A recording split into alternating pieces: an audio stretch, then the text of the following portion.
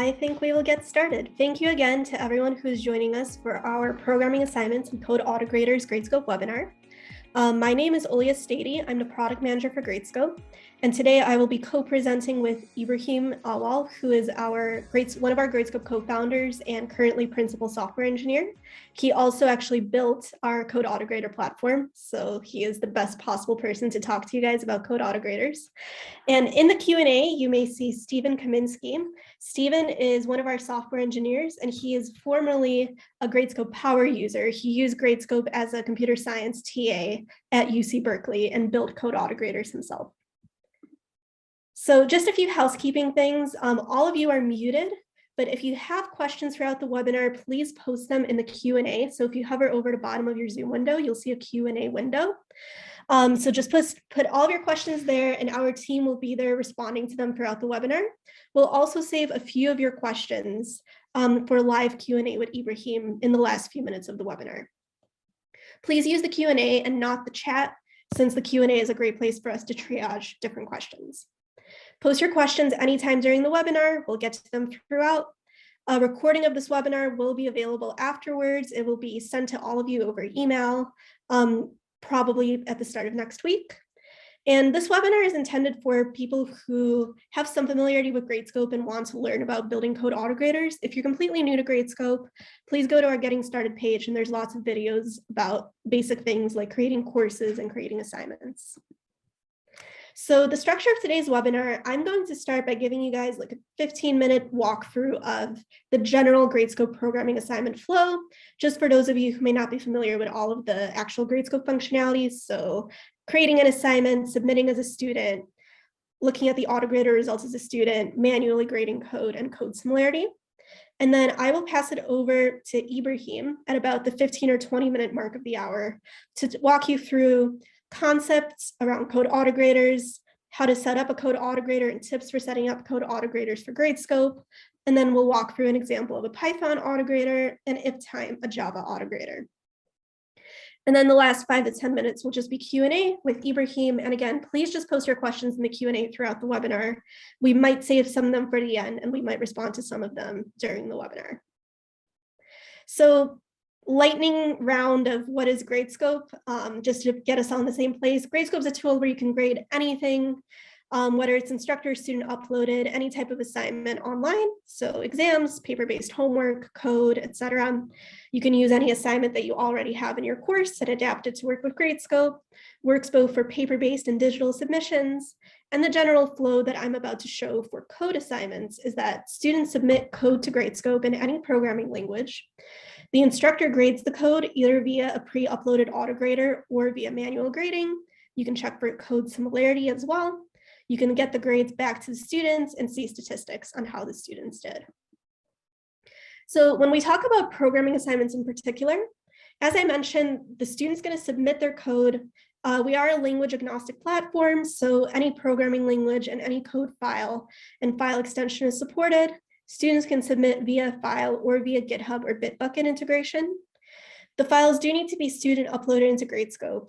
And then when it comes to grading the code, you're basically going to have an option of either setting up a Code Autograder, which is what the second half of this webinar will focus on, manually grading the code, which means actually looking at the code and giving inline comments and using a Gradescope rubric, or using both.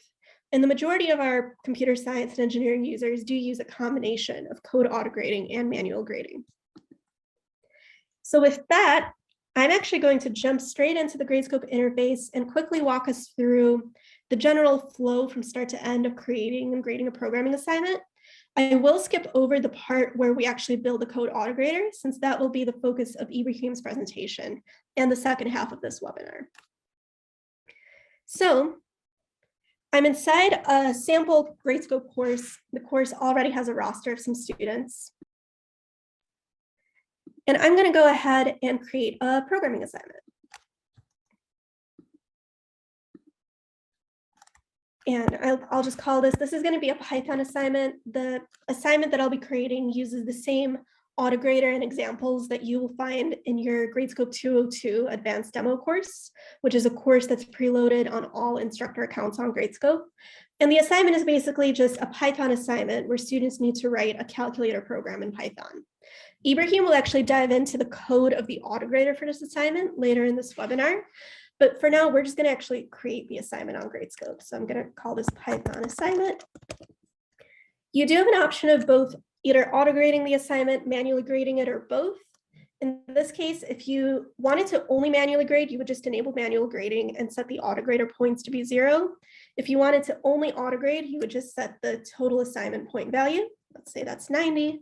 And in my case, I am going to enable manual grading and set some autograder points. The rest of the settings are just general to all Gradescope assignments. When do I want my students to be able to submit? And one option that's unique to programming assignments is leaderboards. This is common in an environment where you want your students to compete against each other. So leaderboard will basically allow your students to see each other's autograder scores, either under their name or under a self-selected anonymized name. So it's a way for students to compete against each other and try to write code that passes more tests than their classmates. So if that's relevant, you can enable the leaderboard. If not, you can keep that disabled. So I've now created this assignment. Let's walk through our flow. On the edit outline page, I have my autograder question, which is just the number of points that the autograder will grade out of. If I want to manually grade, I'm just going to add as many manually graded questions as I want. Let's say that I want to manually grade 10 points of this assignment for the style of the code and 90 points through automated autograder tests. My next step is the step where I configure the autograder. This is what Ibrahim will jump into in the second half of this webinar. For now, I am just going to skip over how I built the autograder and upload an existing one. So I'm just going to select an autograder from my computer. It's in a zip file. We do now, for those of you who have used Gradescope before, you'll see this part is new. We do now have the option to select the base image that you want to base your autograder off of. The default is Ubuntu 22.04, but you can select older Ubuntu base images as well. In the future, we'll be adding more base image options here, such as Fedora and a few others. And you can read more about our base images and which one to select in the documentation that's linked on this page. So I'm now uploading my autograder to Gradescope. It'll process, and that usually takes a few minutes. But in the meantime, we can actually, once we've uploaded our autograder, our assignment is ready for our students to complete. Typically, we recommend testing your autograder once it's been uploaded with a sample student submission, just to make sure that all of the tests pass and all the tests that you don't want to pass fail. So just testing with a few submissions. And you can always replace your autograder, download the file, or update your base image by replacing the autograder. So I'm now going to jump over to a student side. And as a student, I will see all of my programming assignments, including this Python assignment. I'm actually just going to upload to a copy of this where I've already uploaded that same autograder, just to make sure the autograder's fully been uploaded on the instructor side. And as a student, when I click on an assignment, I'm going to get 3 options for submission. I can either drag and drop my code files into this drag and drop window. I can connect my GitHub account and select a repo and a branch, or do the same for Bitbucket. We do have a new feature now where students can connect their GitHub and Bitbucket account before any assignments are available. So from their account settings page under Edit Account, any student can go into Edit Account, connect their Bitbucket or GitHub account ahead of time so that they have that ready for when they're ready to submit an assignment. We also now have the option for students to link multiple GitHub or Bitbucket accounts to the same Gradescope account and to unlink and relink. It's all from Gradescope. So I am going to go ahead as a student and upload my autograder file. My file is called Python Calculator Mistakes because we want to fail a few tests for the purpose of the demo. Hopefully your students would upload a perfect code file that passes all of your autograder tests. And my file has now been submitted. And now what's happening is in real time, your autograder that you uploaded as an instructor to the assignment is running on the student's code so that within the course of few seconds to a few minutes, depending on how many tests you have, how big the code file is, and how fast the student's internet connection is. The student is going to see results in real time of which tests they passed and failed. And while they're waiting for the results, they can also preview the code that they submitted. So this is my Python calculator program code that I just uploaded. And you can see within the course of a few seconds here, we now have our results. So students see the results in real time. So the big benefit here is that you don't have to wait for all of your students to submit, then download all of their files and compile and run them on your computer. Students get their feedback as soon as they submit their code to Gradescope. And I can see, so these rows here are all the unit tests or the test cases that were defined by the instructor's autograder. And you can see for this Python calculator assignment, my test cases are just, does the student's calculator correctly evaluate 1 + 1? Does it correctly evaluate 2 - 1, etc.? As a student, I can see that I've passed the tests in blue and I've failed the tests in red. So I can see, for example, that 2 times 8 should have raised an exception in my code, but it did not. So all of the points and the test cases and the custom feedback that students see is defined by you and your autograder. You can also hide certain test cases from students or all of them. And by default, students can resubmit to try to improve their code based on this feedback, but you and your autograder can also control how many times they can resubmit by using rate limiting schemes. So going back to the instructor side, I now have that student submission in here. Hopefully, if I refresh, actually, I'm going to go to the assignment where that student submitted. So I have that student submission in my manage submissions page. I've also uploaded a different student submissions here. From the manage submissions page, you can always, if you want to update your autograder, you can always regrade all submissions and rerun your new autograder on them. You can upload a submission on behalf of a student by selecting their name, and you can proceed to grading. So the grade submission step will only appear if you're doing manual grading. So if you selected that manual grading box when creating the assignment, and when you grade, you're going to see every student submission one by one, with this is submission 1 out of 2.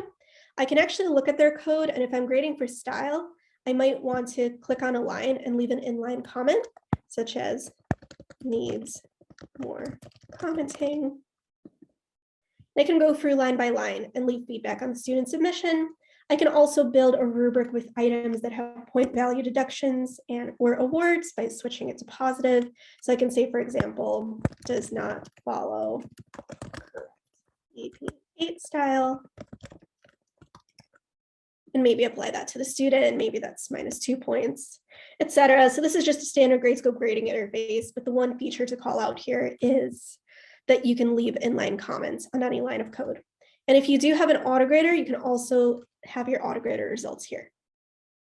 If you're new to Gradescope and you're just getting started and you don't have time to build an autograder, your students can just submit any code to a programming assignment, and then you can just skip the autograder component and grade manually. So an autograder is not required. Finally, once all the grading's been done, we can publish grades to our students. We can post them to our LMS if our institution has an LMS integration. And on the student side,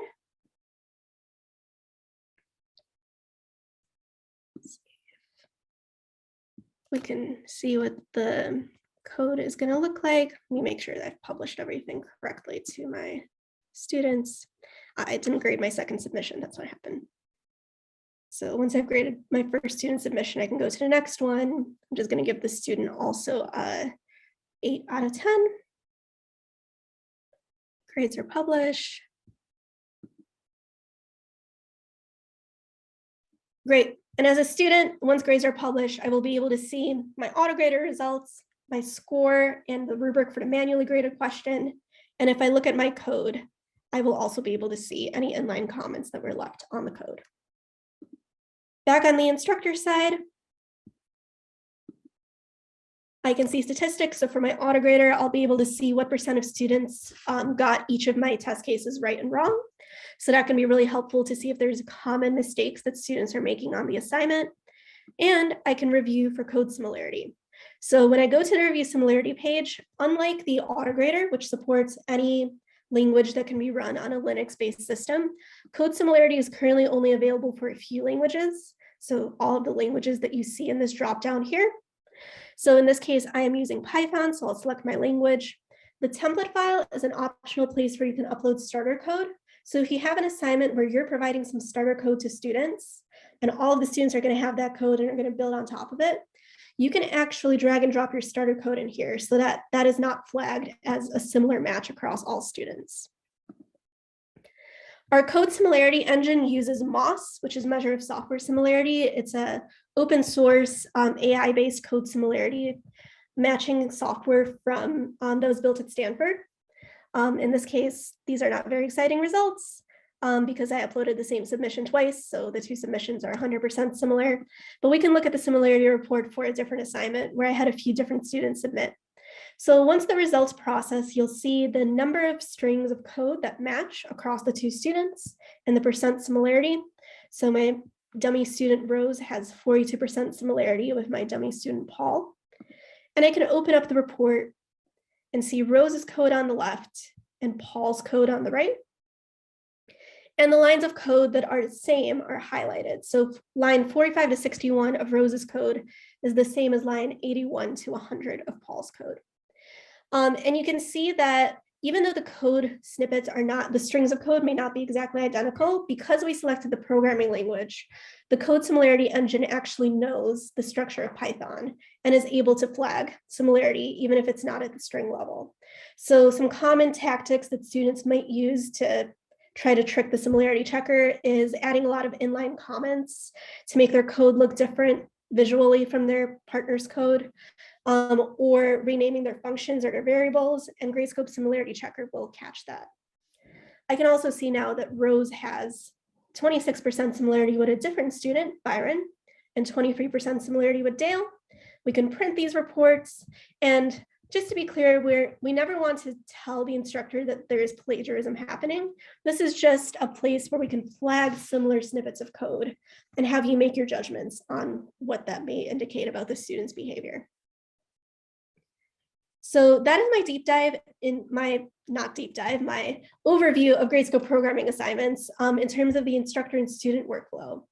A couple of other things to note is that, as I mentioned, any code files of any extension can be uploaded. You can also have students upload like a PDF file and a code file to the same Gradescope assignment. Another common thing to do is to have students upload Jupyter notebooks. So basically any type of files with any extensions can be uploaded. The only language restrictions are going to be for reviewing similarity, which will only work with these languages. So with that, I am going to stop sharing my screen and pass it over to Ibrahim, who's going to take us on a deep dive of how to actually get that code autograder set up. Since I know we skipped over that, we just assumed we had an autograder. So for the rest of this webinar, we're going to do a deep dive into the structure of code autograders, suggestions, tips, etc.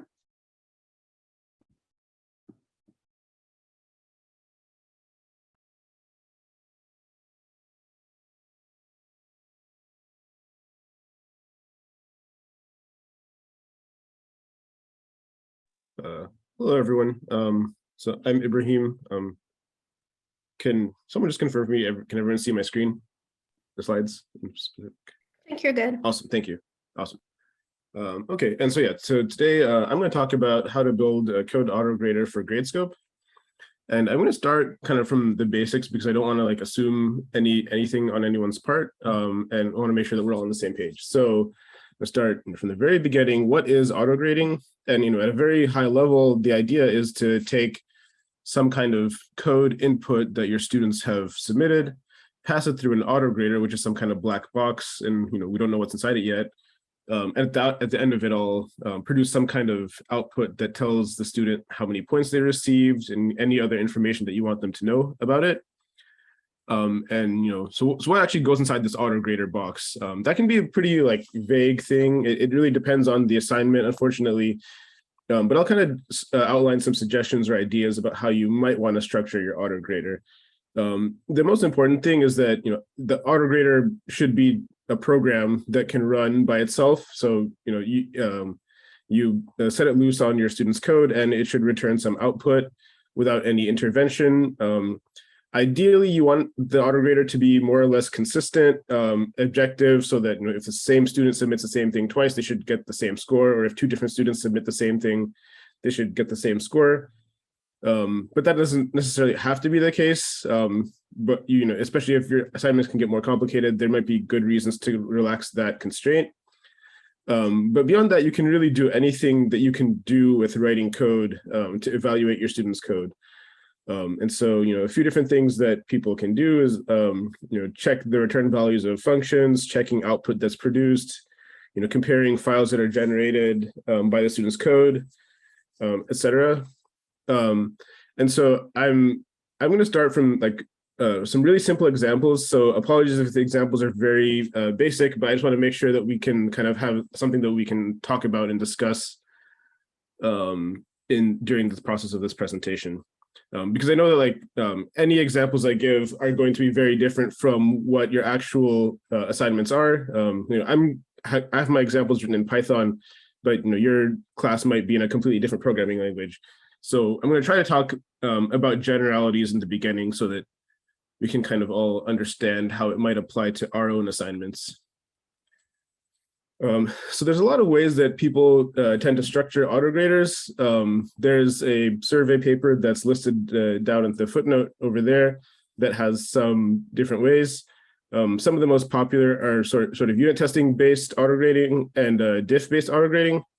And unit testing is a well-known software engineering technique where you essentially exercise different individual units of code by themselves. That could be, functions and classes or any other organizational unit of code, and then check the behavior to see that the behavior of that code is what you expect. So, things like calling a function and checking that it returns a value you expect given the inputs that you provided. And of course, it can get more complicated as your projects get more complicated. The other option that is somewhat common is a sort of diff-based approach. And when I say diff, I kind of mean the Unix program diff, where you just compare two different files and check that they match.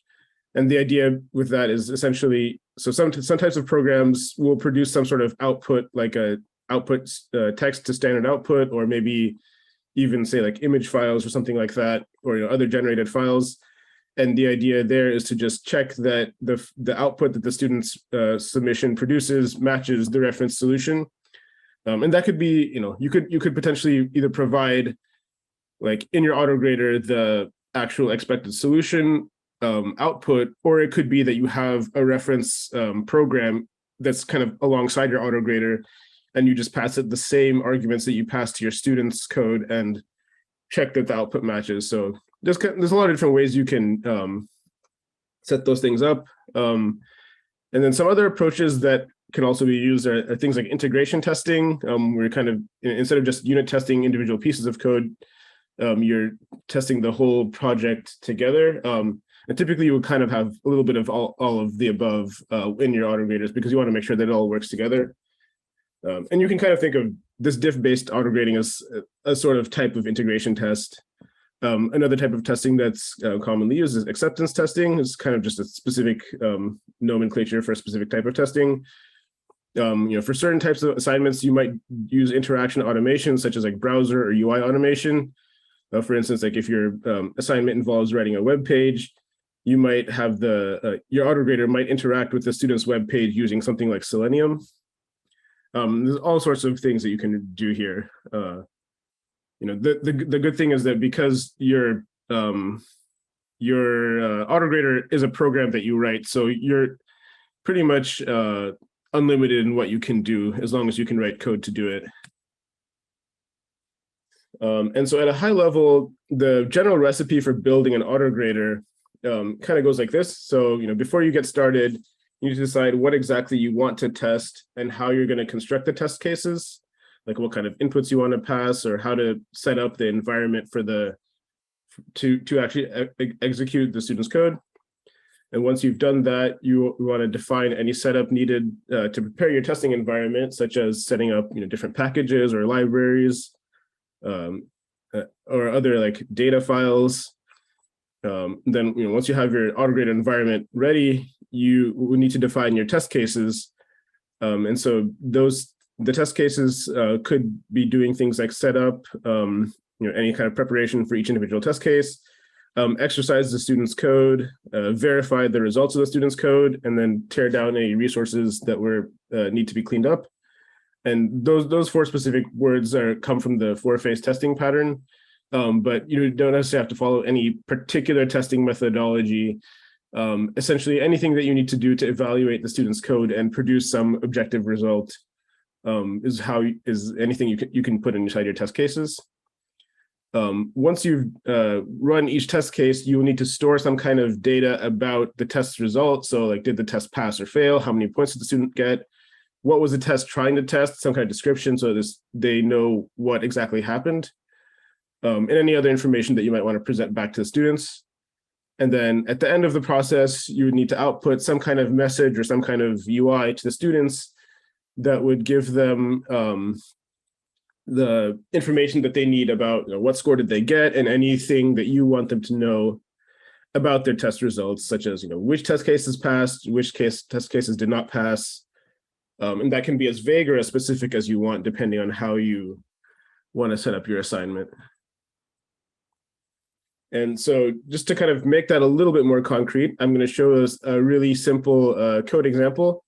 So this is a Fibonacci. So the idea of this is, like, let's say your assignment is like write a function that computes the Fibonacci sequence.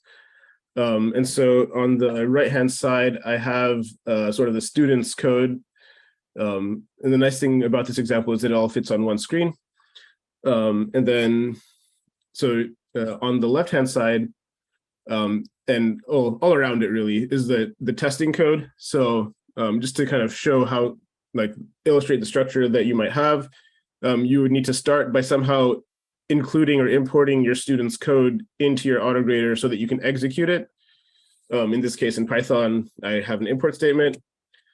The next relevant feature is that I'm keeping a list of test results to keep track of how things are going so far. And you can use any data structures you need, but in Python, at least, like, this is a simple data structure that's useful for this. And then each of my test cases, in this case, is just a function.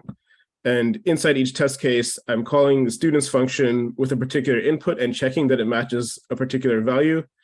And then if the test case passes, then I append certain metadata that awards points to that results list. And if it fails, then I will append the metadata that does not award points. And so, have that same thing repeated a bunch of times, or well, with different input values, kind of representing different test cases. And then at the end of it all, I have sort of main function that prints out the test results at the end of the process. And then this is kind of some sample output of running this really simple autograder on a student submission that did not achieve full points. And so the reason I have this really brief example is just to show that you don't necessarily have to use any particular testing framework or methodology or like anything too fancy. You don't have to use anything that's pre-created out there. If you're just getting started and you're kind of maybe like just not sure what to use, it's totally valid and totally great to just go really basic. Just use sort of built-in data structures in your programming language to do your own bookkeeping. Use like simple organization methods like functions and classes. You don't have to go down the whole path of using a particular testing framework that already exists out there. And there are actually pretty good reasons not to do that anyway, so we might talk about that in the future. And so from this point on, we'll be talking kind of about that calculator example that Olia was showing.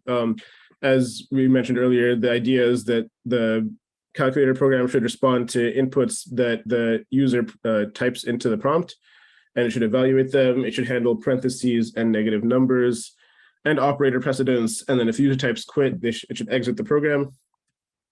I have a little GIF of the calculator program interacting.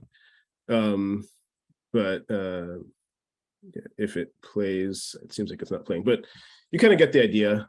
So, there's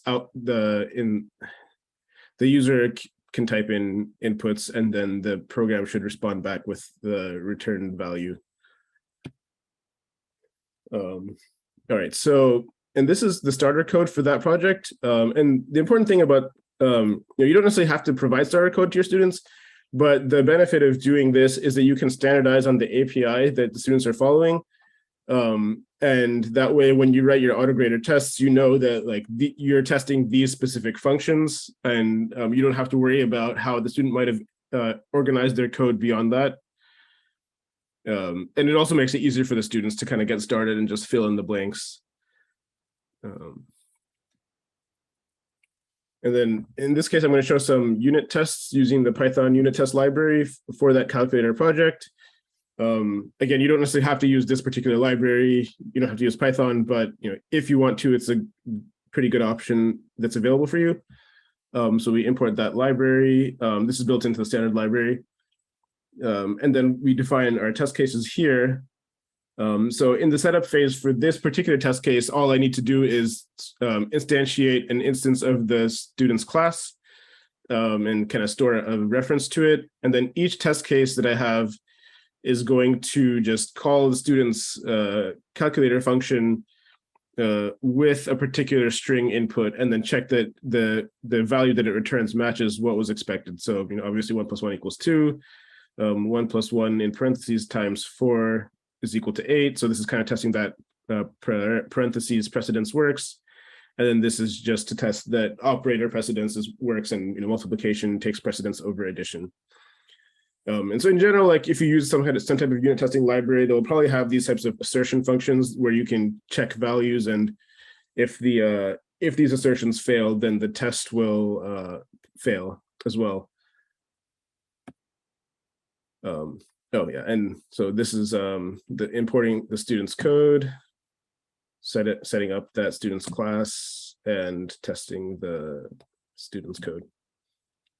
All right, so that's kind of a general overview of some really basic principles of writing autograders. So if you have any questions about any of that, please feel free to put them in the Q&A section, and we'll try to get to them either now or at the end of the presentation. And so now I'm going to talk more specifically about building an autograder for Gradescope.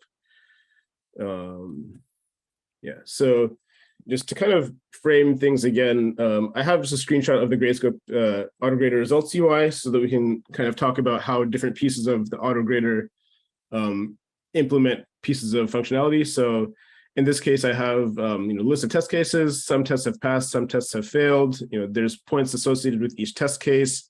Some of the test cases have output associated with them, like textual output, and then some test cases have a visibility setting that prevents them from being shown right away. And so that's kind of the overall, those are some of the relevant features when you're building your autograder on Gradescope. So when you are building your autograder on Gradescope, you want to start with the autograder documentation.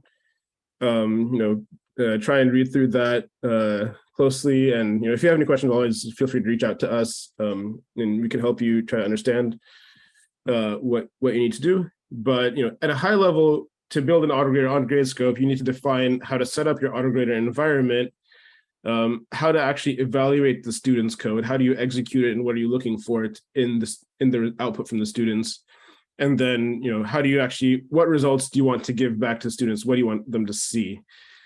So once you've defined this in your autograder zip file, Gradescope will handle for you the accepting of student submissions, executing your autograder on those submissions, and presenting results back to the students. And you want to also check out this autograder specifications page for more detailed information. I'm just going to open this up real quick because I might want to refer to it in a second, because we're going to talk a little bit more about the details now. So yeah, as Olya had shown, the way you upload your autograders to Gradescope is within a zip file. So any files that you need for your autograder are going to be inside that zip file. In particular, there's going to be a setup script in there that you can use to install anything that you need in your autograder image. That happens to be a shell script because we are running on top of Linux. So you would need to be able to install anything you want to install within a Linux environment. So anything you want to install, such as like language runtimes or build tools or like libraries, packages, any other like one-time setup you want to do, such as like setting up testing data, setting up a database. There's all sorts of things that you can do because at the end of the day, you're just writing a shell script in a Linux environment. And then any files that you put in your zip file will be put in a particular directory inside the autograder environment. It's going to be like /autograder/source. And then at runtime, when the autograder runs, that'll be available. So, things like test cases, test data, etc., will be in that directory. And as Olia had mentioned, we recently rolled out a feature to have selectable base images. And so one of the things that you can do with that is that now we actually have the option to choose base images that have Java built in. And we might do that with other programming languages in the future as well, because it just kind of helps save some of the setup time. Because when you can install anything you want in your setup script, but then every time you re-upload your autograder, it's going to have to kind of run through that whole process. And so if you're using a common language such as Java or Python, you can use a base image that has that already included, and then even if you say try to install that language in your setup script, it won't need to do anything because it's already there. So that just kind of helps save a little bit of time and save on time when you're iterating on your autograder. So the next file that's going to be inside your autograder zip file is this run autograder script, and that can be an executable file in any language, because at this point, this script runs each time the student submits. So at this point, you've already the setup file has been run, and you kind of have an autograder image tailored to your assignment. So let's say if you wanted to install Ruby in your autograder setup script, and then you want to write your autograder in Ruby, that this run autograder script can be written in Ruby. In practice, I think most of the time it still ends up being a bash script, just because you end up needing to do things like copy files around to set up the environment correctly. So, and this is the entry point for your autograder. So like each time the student submits, this script will get run. And you can do anything you want within this script. The only requirement is that at the end of it all, you have to produce a results.json file, which defines the results that are going to be shown to the students. And so we'll talk a little bit about that next. And so just briefly, showing this, there's a sort of a setup phase where you're copying, say, the student submission to a particular source directory. So in general, the student submission goes in this directory, and you can move it around wherever you need it to be to actually run your autograder. And then, you can do anything you want, like, run Python or run any other language or run something in a different language if your actual autograder code lives in a different file. Okay. And so the autograder output, at the end of the autograder run, it should produce a results.json file. So essentially, all that really is just a list of test cases and some metadata about them that's going to be displayed to the users. And so I'm going to go over here and over to the documentation and show kind of the format of what that looks like. Let's zoom this a little bit. So a lot of this stuff is optional. The important thing is that you will ideally have a list of test cases, and then each test case should have a score for how many points the student earned for that test case, a max score so that we can have a denominator for that fraction. A test name is important so that the students will know what they were being tested on. And there's other optional things like test numbers if you want to order things in a particular order.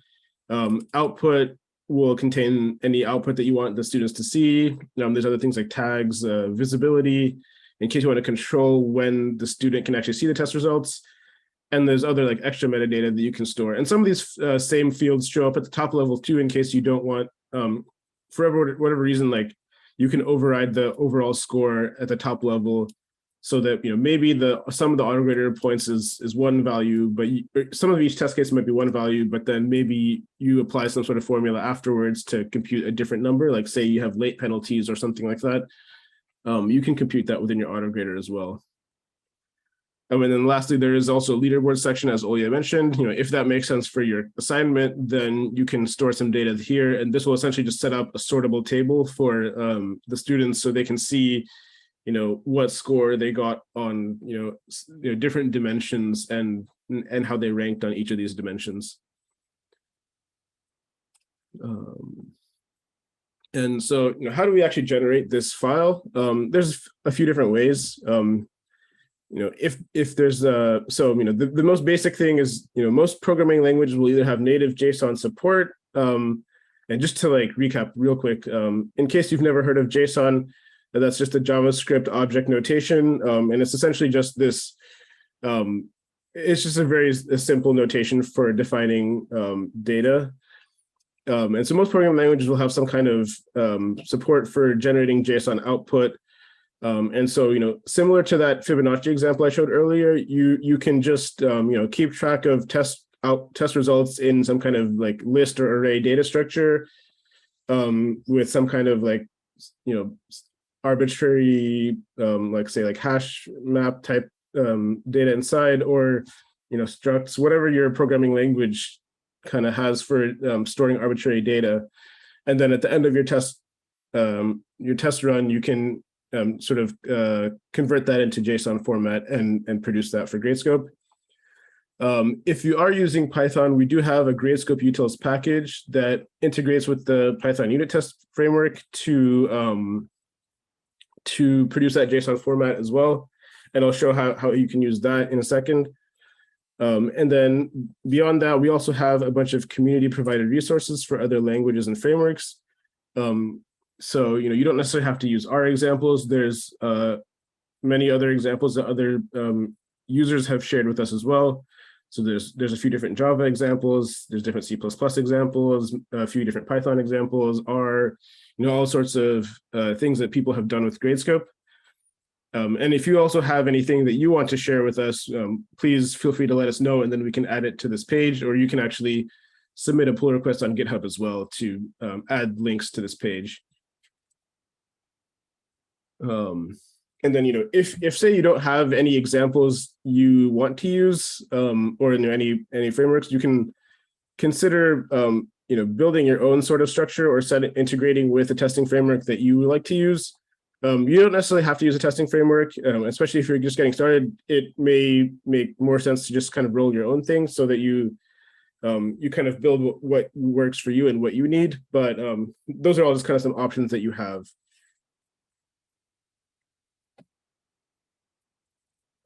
And then now, so to show some of the examples, so this is, within our Gradescope autograder documentation, we have a few different examples, the most prominent one being the Python example. And so this is just kind of going into some of the files in that example to show how you can use the Gradescope utils package to produce JSON formatted output for Gradescope. So there's a few handy features of this package. One of them is this JSON test runner, which essentially wraps your test suite and produces output in a different format that happens to be the JSON format that Gradescope uses to represent autograder results. And so this is kind of showing an example of how to use that that class with the unit test testing framework. And then the other thing that it provides is these decorators that let you annotate each test case with some metadata about the test that will be relevant for Gradescope. So, things like weights and test numbers, you can also set visibility this way. Because basically, a unit testing framework is not necessarily exactly the same thing as an autograder. So, in a software testing world, nobody has anything like point values, so we have to kind of add that on top. And so, if you kind of take a look at the documentation, there's a few different decorators that are available, and there's some other documentation examples here. So just to quickly run through, so some of the other decorators that are available are, you can set the visibility of a test, you can set tags, and you can also define leaderboard, like a particular test case to be a leaderboard value, and you can also assign partial credit. So that was a little bit unique because generally if a test passes or fails, they either get full or zero credit. But to use this decorator, you can actually set a particular decimal value as the value for that test case. So if that's something that's useful for your test cases, then that's something you can do. And then we have a few more example tests in this example. The one thing I want to highlight, so most of these are just kind of simple, like passing different arguments to the student's code and checking that things work. One thing that's useful is that in our example, we have one test that just checks the submitted files. So just to make sure that the students actually submitted the files that you expected, so that if, say, they're missing certain files that are required, we can kind of notify them early with a clear message rather than, say, like generating some kind of exception because the file was missing that we were expecting. And then another thing that I wanted to highlight in particular is the sort of integration test that we have here. So, as I mentioned earlier, the calculator example, the idea is that the student should write some code that kind of responds interactively to the input that the user provides. And so to do that here, to test that, we're running the student's code in a subprocess and communicating with it over standard input and standard output. So, we can pass in inputs that we want the code to respond with, and then check that the output matches what we expect. And so, that can be a useful technique in general, especially similar to that sort of the diff style grading that was mentioned earlier. If your student's code does not necessarily map neatly into units that can be tested, but perhaps it produces output like this, that might be a way to test that code as well. And so, just to briefly talk about under the hood, so typically testing frameworks often provide some way to customize their output format or hook into the events that they generate as they're going through the testing lifecycle. And so for us, Gradescope Utils provides a way to customize the output to use a JSON format instead of the default text format, and then also add some decorators which can be used to customize the metadata that ends up in that JSON. And the same principle can be applied to other testing frameworks as well. Like most frameworks will have some ways to hook into this process. So if you're using some other programming language or some other testing framework, that might be something that you would want to investigate for your own tools. So some other resources that we have, there's that community resources page that I linked to earlier. We have a few different examples on our documentation site. I don't think we'll go into it now because we're kind of running short on time. But I do want to mention that, we do have an example of a sort of diff-based autograder. So like that, the idea of running the student's code, checking the output to see that it matches a particular expected output. We have a whole example that does that. And essentially, if that's the type of assignment that you have, you can actually just take this example and use it. And you just configure it by providing certain configuration files. And then you don't have to actually write any code if this example works for you the way that you want it to work. And then just a brief note on debugging. So one of the things that's neat about Gradescope is because we have this whole containerized setup for you. If there's any issues with an autograder, one of the things that you can do on Gradescope is debug. We have this feature called debug via SSH. So essentially, you can quickly open up an interactive terminal session with that autograder and student submission checked out. So this is a completely new environment with nothing in it other than the autograder and student submission. You can run the autograder and see what it produces. You can look at what code the student actually submitted. You can make edits and rerun the autograder interactively and see if you can kind of figure out what went wrong. So sometimes it depends on the student, of course. Sometimes the students will sometimes there's an issue with the student's code that you don't know how to they might ask you why is my test failing, and then you can kind of tell them this is maybe you had a syntax error on this line, and so this debug via SSH feature gives you an interactive way to do that. And then the other thing is it can be useful. So we captured anything that's printed to standard output and show that to you, but hide it from students.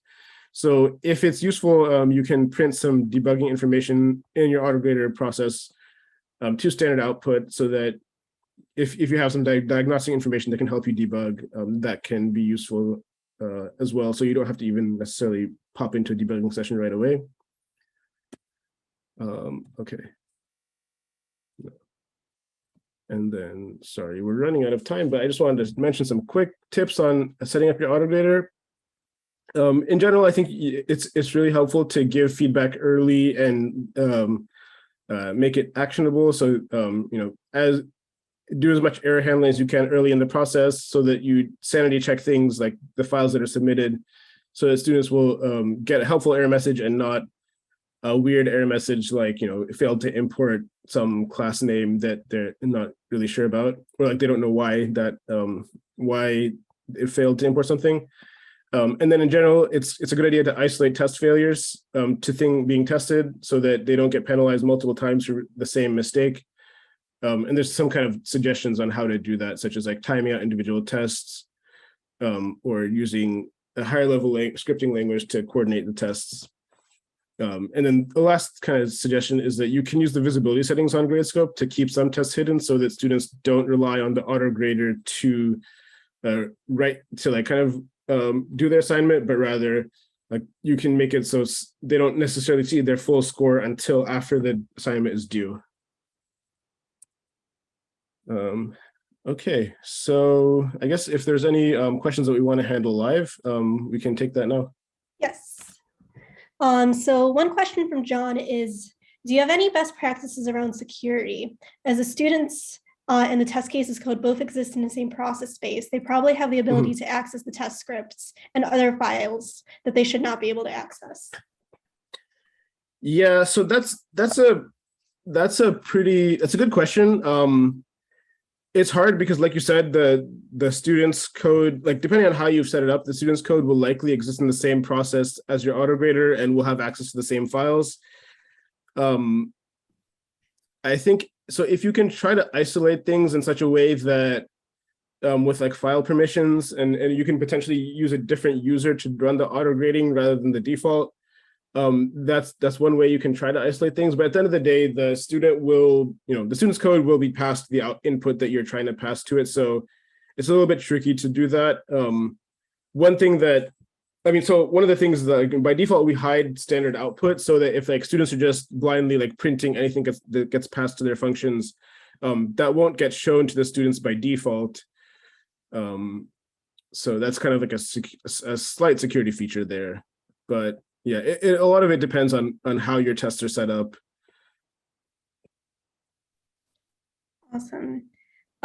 This one might just be more of a feature request, but I wanted to double check with you. We had a couple of people ask about, let me make sure I get the question, HTML output and HTML output option for test cases. Mm-hmm. Is that possible, or is that more of a feature request? Yeah, so that's more of a feature request.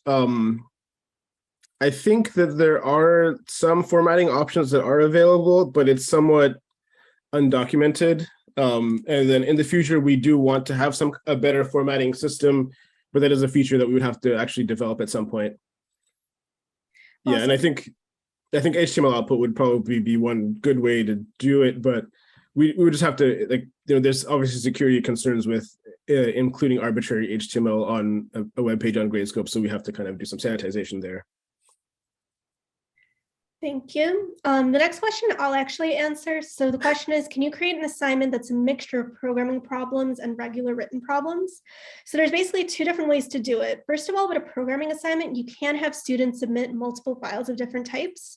So you could have a student submit a PDF file that has answers to some written problems, as well as a code file that is called upon by your autograder and then is autograded, all under a single programming assignment. The only downside of that is that your students won't be able to assign each page of their PDF to a question as they would with a regular homework assignment type on Gradescope. So if that aspect is important to you, then you might consider having two separate assignments, one programming assignment for the code and one homework assignment for the PDF. If it's not as important for you to be taken to the right page of the student's PDF as you're grading each question, then you can just combine that under a single programming assignment. And you would basically just use the manual grading option to define as many questions as you have on that PDF and grade each of those questions on a separate rubric and just have students submit the PDF to the programming assignment. And I think those are all of the questions that we have at the moment. I guess if that's, I just wanted to go quickly back to the sort of academic dishonesty or students trying to like exfiltrate information type question. So I guess another suggestion I would have in general is like you said, it is kind of an academic dishonesty case, and you kind of hope that that doesn't happen, but you know that somebody's going to disappoint you at some point. And I think that one thing that's a good idea in general is, because Gradescope has these great manual grading features as well, it's a good idea to just kind of make that part of your process. So like, hopefully if you want to just kind of give general stylistic feedback to your students, you can do that. But then also like as you're that way, when you're reading through the student's code, you can hopefully kind of just come across like if there's something like obvious that they're doing to try to cheat, you will hopefully come across that just in your audit of the student's code.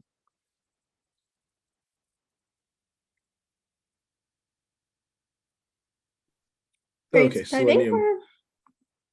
yeah. Do you want to answer the Selenium question you were Yeah, I can. I mean, I don't have any specific tips. The important thing in general is that with autograders, you just have to know that the autograder runs in a headless environment. So like tools that require graphical interfaces may not work out of the box.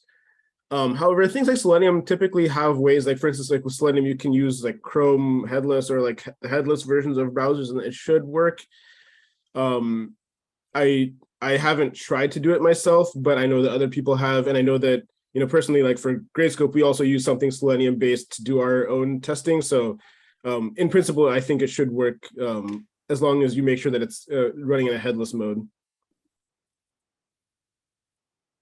Awesome. So I think that brings us to the end of our webinar.